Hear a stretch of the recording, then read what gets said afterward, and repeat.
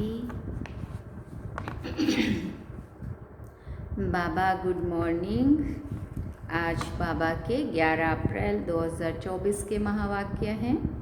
बाबा ने सार में कहा, मीठे बच्चे, ये बना बनाया नाटक है। इस नाटक से एक भी आत्मा छूट नहीं सकती। मोक्ष किसी को मिल नहीं सकता। बाबा ने प्रश्न पूछा, ऊंचे ते ऊंचा पतित पावन बाप भोलानाथ कैसे है? बाबा ने उत्तर में कहा, तुम बच्चे उन्हें चावल मुट्ठी दे महल ले लेते हो, इसलिए ही बाप को भोलानाथ कहा जाता है। तुम कहते हो शिव बाबा हमारा बेटा है। वो बेटा ऐसा है जो कभी कुछ लेता नहीं है, सदा देता ही है। भक्ति में कहते हैं जो जैसा कर्म करता है वैसा फल मिलता है, परंतु भक्ति में अलग काल का मिलता, ज्ञान में समझ से करते इसलिए सदा काल का मिलता है। ओम शांति। रूहानी बच्चों से रूहानी बाप रू रिहान कर रहे हैं। वह ऐसे कहेंगे, रूहानी बाप बच्चों को राजयोग सिखला रहे हैं। तुम आए हो बेहद के बाप से राजयोग सीखने, इसलिए बुद्धि चली जानी चाहिए बाप की तरफ। ये है परमात्म ज्ञान आत्माओं के प्रति। भगवान उवाच शालिग्रामों के प्रति आत्माओं को ही सुनना है, इसलिए आत्म अभिमानी बनना है। आगे तुम देह अभिमानी थे। इस पुरुषोत्तम संगम युग पर ही बाप आकर तुम बच्चों को आत्म अभिमानी बनाते हैं। आत्म अभिमानी और देह अभिमानी का फर्क तुम समझ गए हो। बाबा ने ही समझाया है, आत्मा ही शरीर से पार्ट बजाती है, पढ़ती आत्मा है, शरीर नहीं। परंतु देह अभिमान होने के कारण समझते हैं फलाना पढ़ाते हैं। तुम बच्चों को जो पढ़ाने वाला है वो है निराकार। उनका नाम है शिव। शिव को अपना शरीर नहीं होता है और सब कहेंगे मेरा शरीर। ये किसने कहा? आत्मा ने कहा ये मेरा शरीर है। बाकी वो सब हैं जिस्मानी पढ़ाइयाँ, अनेक प्रकार की उसमें सब्जेक्ट्स होती हैं। बीए आदि कितने नाम हैं, इनमें एक ही नाम है। पढ़ाई भी एक ही पढ़ाते हैं, बीए में और क्या क्या बीकॉम बीएससी फलाना। यहाँ पे वो नहीं है, यहाँ एक ही नाम है, मुरली, बाबा की मुरली। बस बनना क्या है? देवता। एक ही लक्ष्य, एक ही पढ़ाई। एक ही बाप आकर पढ़ाते हैं तो बाप को ही याद करना पड़े ना। हमको बेहद का बाप पढ़ाते हैं। फिर बाबा ने पूछा उनका नाम क्या है? उनका नाम है शिव। ऐसे नहीं कि नाम रूप से न्यारा है। मनुष्यों का नाम शरीर पर पड़ता है, कहेंगे फलाने का ये शरीर है। वैसे शिव बाबा का नाम नहीं है, मनुष्यों के नाम शरीर पर हैं। एक ही निराकार बाप है जिसका नाम है शिव। जब पढ़ाने आते हैं तो भी नाम शिव ही है। ये शरीर तो उनका नहीं है। भगवान एक ही होता है, 10-12 नहीं होते हैं। वो है ही एक। फिर मनुष्य उनको 24 अवतार कहते हैं। बाबा कहते हैं मुझे बहुत भटकाया है। परमात्मा को ठीक कर भीतर सब में कह दिया है। जैसे भक्ति मार्ग में खुद भटके हैं, वैसे मुझे भी भटकाया है। ड्रामानुसार उनके बात करने का ढंग कितना शीतल है। समझाते हैं मेरे ऊपर सबने कितना अपकार किया है, मेरी कितनी ग्लानि की है। मनुष्य कहते हैं हम निष्काम सेवा करते हैं। बाबा कहते हैं मेरे सिवाय निष्काम सेवा और कोई कर नहीं सकता। जो करता है उनको फल ज़रूर मिलता है। अभी तुमको फल मिल रहा है। गायन है कि भक्ति का फल भगवान देंगे, क्योंकि भगवान है ज्ञान का सागर। भक्ति में आधा कल्प तुम कर्म कांड करते आए हो। अब ये ज्ञान है पढ़ाई। पढ़ाई मिलती है एक बार और एक ही बाप से। बाप पुरुषोत्तम संगम युग पर एक ही बार आकर तुमको पुरुषोत्तम बनाकर जाते हैं। ये है ज्ञान और वो है भक्ति। आधा कल्प तुम भक्ति करते थे, अब जो भक्ति नहीं करते हैं उनको वहम पड़ता है कि पता नहीं भक्ति नहीं की तब फलाना मर गया या बीमार हो गया। वो सोचते हैं भगवान रूठ गया। परंतु ऐसे है नहीं। बाबा कहते हैं, बच्चे तुम पुकारते आए हो कि आप आकर पतितों को पावन बनाए सबकी सद्गति करो। अब मैं आया हूँ, तो अब मैं आया हूँ। भक्ति अलग है, ज्ञान अलग है। भक्ति से आधा कल्प होती है रात, ज्ञान से आधा कल्प के लिए होता है दिन। राम राज्य और रावण राज्य दोनों बेहद हैं, दोनों का टाइम भी बरोबर है। इस समय भोगी होने के कारण दुनिया की वृद्धि जास्ती होती है, आयु भी कम होती है। वृद्धि जास्ती ना हो उसके लिए फिर प्रबंध रचते हैं। तुम बच्चे जानते हो, इतनी बड़ी दुनिया को कम करना तो बाप का ही काम है। बाप आते ही हैं कम करने के लिए, पुकारते भी हैं, बाबा आकर अधर्म विनाश करो, अर्थात सृष्टि को कम करो। दुनिया तो नहीं जानती है कि बाप कितना कम कर देते हैं, कहाँ अरबों करोड़ों लोग और कहाँ 9 लाख से शुरुआत। थोड़े मनुष्य रह जाते हैं, बाकी सब आत्माएं अपने घर चली जाती हैं, फिर नंबरवार पार्ट बजाने आती हैं। नाटक में जितना पार्ट देरी से होता है वो घर से भी देरी से आते हैं, अपना धंधा आदि पूरा कर बाद में आते हैं। नाटक वाले भी अपना धंधा करते हैं, फिर समय पर नाटक में आ जाते हैं पार्ट बजाने। तुम्हारा भी ऐसे ही है, पिछाड़ी में जिनका पार्ट है वो फिर पिछाड़ी में आते हैं। जो पहले पहले शुरू के पार्टधारी हैं वो सतयुग आदि में आते हैं। पिछाड़ी वाले देखो तो अभी आते ही रहते हैं, ताल टालियाँ पिछाड़ी तक आती रहती हैं। इस समय तुम बच्चों को ज्ञान की बातें समझाई जाती हैं और सवेरे याद में बैठते हो, वो है ड्रिल। आत्मा को अपने बाप को याद करना है, योग अक्षर छोड़ दो। इसमें मूंझते हैं, कहते हैं हमारा योग नहीं लगता है। बाबा कहते हैं, अरे बाप को तुम याद नहीं कर सकते हो, क्या ये अच्छी बात है? याद नहीं करेंगे तो पावन कैसे बनेंगे? वो है ही पतित पावन।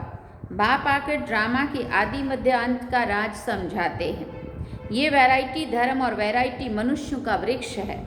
सारे सृष्टि के जो भी मनुष्य मात्र हैं सब पार्टधारी हैं। कितने ढेर मनुष्य हैं, हिसाब निकालते ही 1 वर्ष में इतने करोड़ पैदा हो जाएंगे, फिर इतनी जगह ही कहाँ है। तब बाप कहते हैं, मैं आता हूँ लिमिटेड नंबर करने। जब सभी आत्माएं ऊपर से आ जाती हैं तब हमारा घर खाली हो जाता है, बाकी भी जो बचत है वो भी आ जाती है। झाड़ कभी सूखता नहीं है, चलता ही आता है। पिछाड़ी में जब वहाँ कोई रहता नहीं है फिर सभी जाएंगे। नई दुनिया में कितने थोड़े थे, अब कितने ढेर हैं। शरीर तो सबका बदलता जाता है, वो भी जन्म वही लेंगे जो कल्प कल्प लेते हैं। ये वर्ड ड्रामा कैसे चलता है सिवाय बाप के और कोई समझा ना सके। बच्चों में भी नंबरवार पुरुषार्थ अनुसार समझते हैं। बेहद का नाटक कितना बड़ा है, कितनी समझने की बातें हैं। बेहद का बाप तो ज्ञान का सागर है, बाकी तो सब लिमिटेड हैं। वेद शास्त्र आदि कुछ बनाते हैं, जास्ती तो कुछ बनेगा नहीं। तुम लिखते जाओ शुरू से लेकर तो कितनी लंबी चौड़ी गीता बन जाए। सब छपता जाए तो मकान से भी बड़ी गीता बन जाए। इसलिए बढ़ाई दी है, सागर को स्याही बना दो, जंगल को कलम बना दो, धरती को कागज बना दो और साक्षात सरस्वती को, विद्या की देवी को बैठ कर के शिव बाबा के गुण लिखने दो, तो भी खत्म नहीं होंगे, तो भी पूरे नहीं होंगे। फिर ये भी कह देते हैं कि चिड़ियाओं ने सागर को हप कर लिया। बाबा ने कहा तुम चिड़ियाएँ हो, सारे ज्ञान सागर को हप कर रही हो। तुम बाबा का जो भी ज्ञान मिल रहा है हम सब धारण कर रही है ना, सब चिड़ियाएँ। तुम अभी ब्राह्मण बने हो, तुमको अब ज्ञान मिला है, ज्ञान से तुम सब कुछ जान गए हो। कल्प कल्प तुम यहाँ पढ़ाई पढ़ने आते हो, उसमें कुछ कम जास्ती नहीं होना है। जितना जो पुरुषार्थ करते हैं उतनी उनकी प्रारब्ध बनती है। हर एक समझ सकते हैं हम कितना पुरुषार्थ कर कितना पद पाने के लायक बन रहे हैं। स्कूल में भी नंबरवार इम्तहान पास करते हैं। सूर्यवंशी चंद्रवंशी दोनों बनते हैं।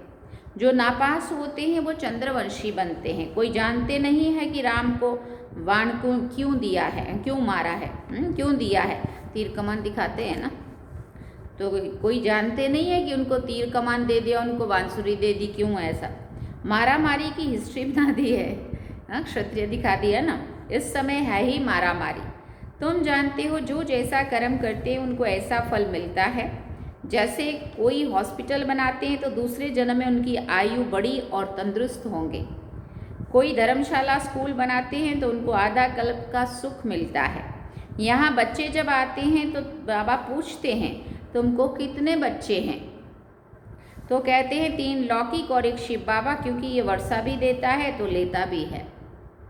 हिसाब है, उनको लेने का कुछ है नहीं, वो तो दाता है। चावल मुट्ठी देकर तुम महल ले लेते हो, इसलिए भोलानाथ है। पतित पावन ज्ञान का सागर है। बाबा कहते हैं ये भक्ति के जो शास्त्र हैं उनका सार समझाता हूँ। भक्ति का फल होता है आधा कल्प का। सन्यासी कहते हैं ये सुख कागविष्ठा के समान है, इसलिए घर बार छोड़ जंगल में चले जाते हैं। कहते हैं हमको स्वर्ग के सुख नहीं चाहिए जो फिर नरक में आना पड़े, हमको मोक्ष चाहिए। परंतु ये याद रखो कि ये बेहद का नाटक है। इस नाटक से एक भी आत्मा छूट नहीं सकती है।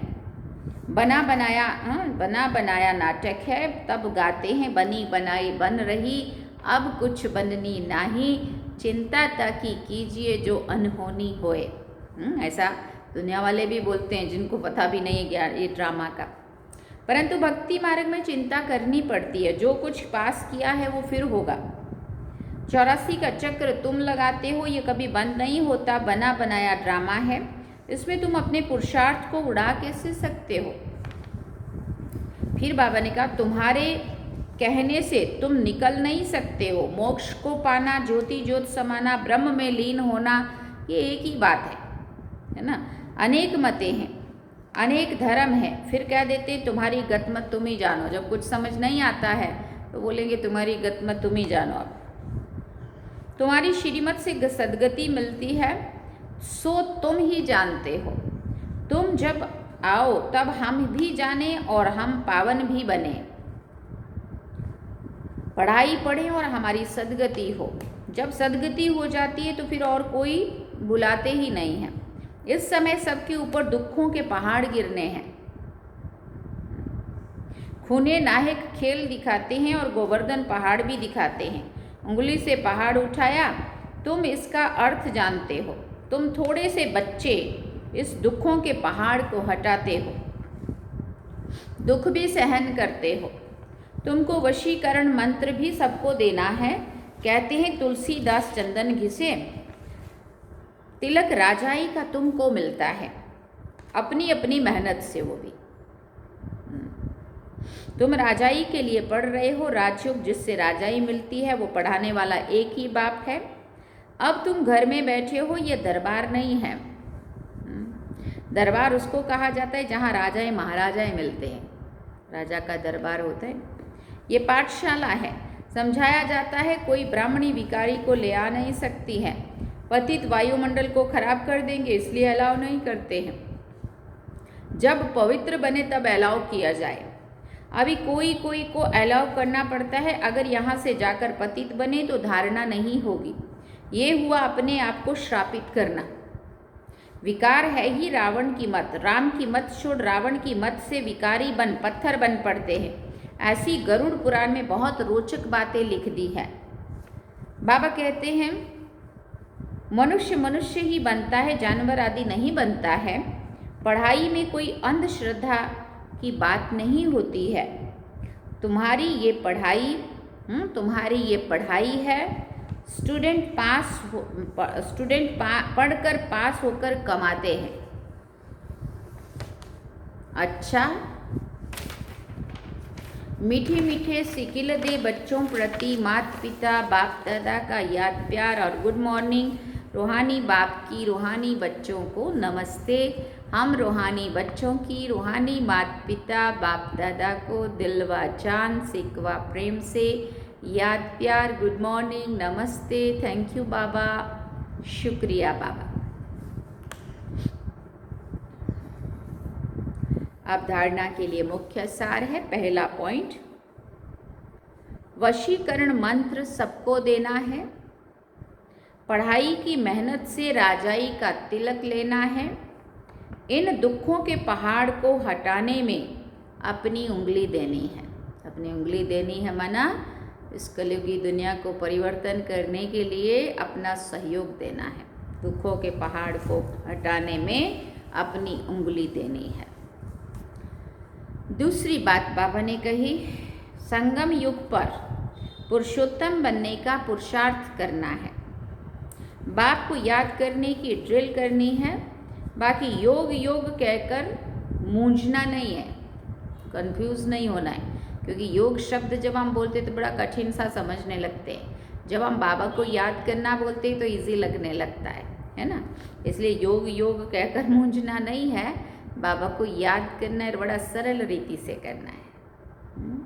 देह भान से न्यारे होकर के अपने को आत्मा बिंदु रूप में टिका करके, मैं आत्मा बिंदु चमकता हुआ सितारा, और चलते अपने मन से परम धाम, जहाँ मुझे आत्मा का घर है, मुझे आत्मा का पिता है, चमकता हुआ चारों तरफ लाइट ही लाइट है, शांति शांति है, वहाँ शिव बाबा चमकती हुई लाइट दिख रही है। इतना ही तो करना है, और क्या है योग। इजी है ना योग तो। मुश्किल तो नहीं लगता। तो किसी दिन योग के ऊपर क्लास कराएंगे। इतना अच्छा सन्नाटा छाने लगता है जब हम योग में बैठते हैं, मन नहीं करता है बात करने को। इसलिए बाबा कहते योग योग कह के मूंझना नहीं है, भारी नहीं होना है, लेकिन जो इसका वास्तव में अभ्यास है करने का, देह से न्यारा अपने को समझना है, बस बिंदु रूप। वरदान में बाबा ने कहा, सेवा में विघ्नों को उन्नति की सीढ़ी समझ आगे बढ़ने वाले निर्विघ्न सच्चे सेवाधारी भव। सेवा में विघ्नों को उन्नति की सीढ़ी समझ आगे बढ़ने वाले निर्विघ्न सच्चे सेवाधारी भव। सच्चे सेवा ब्राह्मण जीवन को सदा निर्विघ्न बनाने का साधन भी है, और फिर सेवा में ही विघ्नों का पेपर भी ज़्यादा आता है। निर्विघ्न सेवाधारी को सच्चा सेवाधारी कहा जाता है। विघ्न आना ये भी ड्रामा में नोंद है, आने ही है और आते ही रहेंगे, क्योंकि ये विघ्न व पेपर अनुभवी बनाते हैं। इसको विघ्न ना समझ अनुभव की उन्नति हो रही है, इस भाव से देखो तो उन्नति की सीढ़ी अनुभव होगी और आगे बढ़ते रहेंगे। स्लोगन में बाबा ने कहा, विघ्न रूप नहीं विघ्न विनाशक बनो। विघ्न रूप नहीं बनना चाहिए कभी भी बाबा की सेवा में, नहीं तो बहुत बोझ पाप चढ़ता है। इसलिए बाबा कहते विघ्न रूप नहीं बनो, विघ्न विनाशक बनो। ओम शांति। सार में बाबा ने कहा, मीठे बच्चे, ये बना बनाया नाटक है। इस नाटक से एक भी आत्मा छूट नहीं सकती है, मोक्ष किसी को भी मिल नहीं सकता।